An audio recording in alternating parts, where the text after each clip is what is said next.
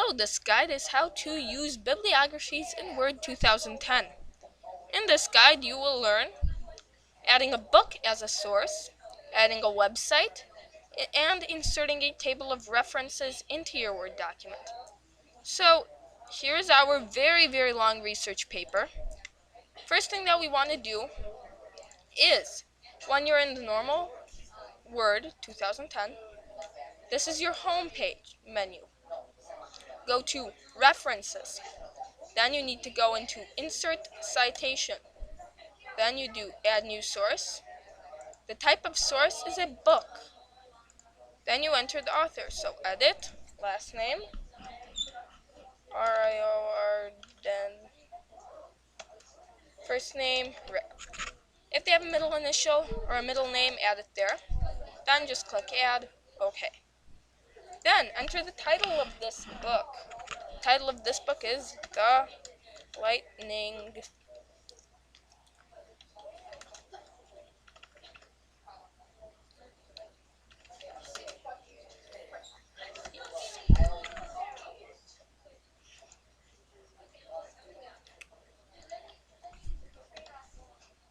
Then the year that was published. So 2005, the first one. And then the publisher, Miramax Books, semicolon, and since this one has two publishers, we're adding the second one, Books. There you go. City is optional. If you do not know the year or the city, ask Mrs. Caspers or someone else to help you. Now click OK. There you go. It has inserted the citation. Next, this is a quote from a website. So we are going to go to this website that we got this quote from. Now, we need to know some information about this because when we open the Add New Source box and we select website, we need to know the year it was made, the month it was made, the day it was made. So, you need to go into Internet Explorer, and then when you have your page open, you need to go to File, Properties, and then, where is it? If it says not available, that means that you can't put anything in. However, if it says a date, put that date in. Even better, put the modified date in if that's available. So since this site doesn't have it, we can't put anything in. Author. That website doesn't have an author, does it? So you don't put anything in there for author. So, year access. That would be today's date, the day that you visited the site, the day you got the information. URL is the URL field. So you have barnesandnoble.com. Copy, paste. You only put that in. Name of website. You put this title.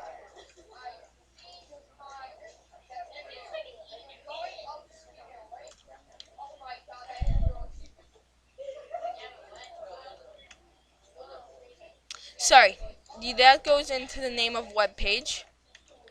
The name of the website is Barnes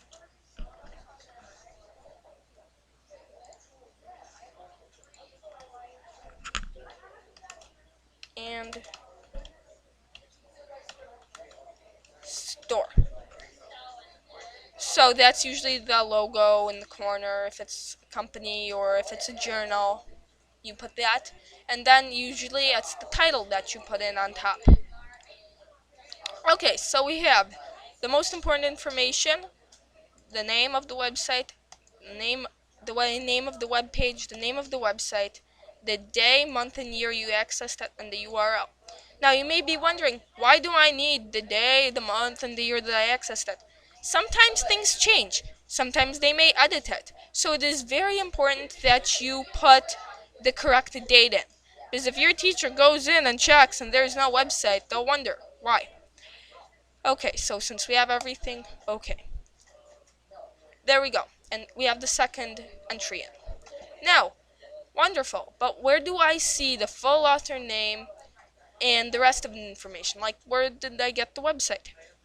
You need to, at the end of your report, do click Control and then click Enter. That inserts a new page.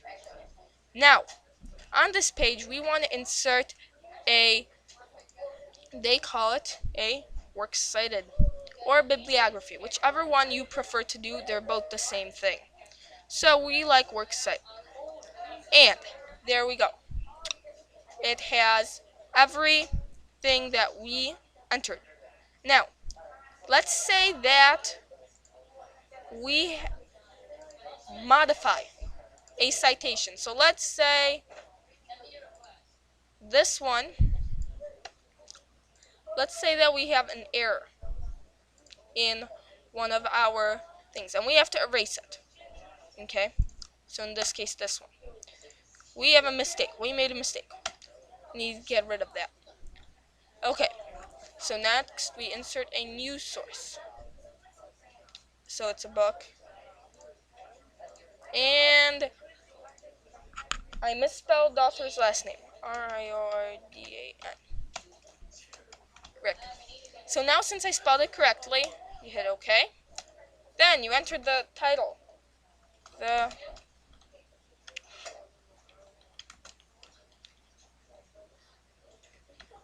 Lightning Thief. The year is actually 2006. There is no city, and the publisher is Miramax Books and Puffin Books. Wonderful. We hit OK. We added it. Now, what do we do? It's not here. Okay. So you want to erase those two and do update, and then you need to make sure you erase the incorrect ones from your works cited table. You can also manage, and you also should delete them here. So that one isn't correct, that one isn't correct, that one, we don't want that. There we go. So we close it, we update. What did I do wrong? Okay, so you need to remove it also from here. So delete, delete. Okay, there we go. Close. And there you go. You have now done everything successfully, and this will go a long way to making your Word documents looking nicer. Have a lovely day.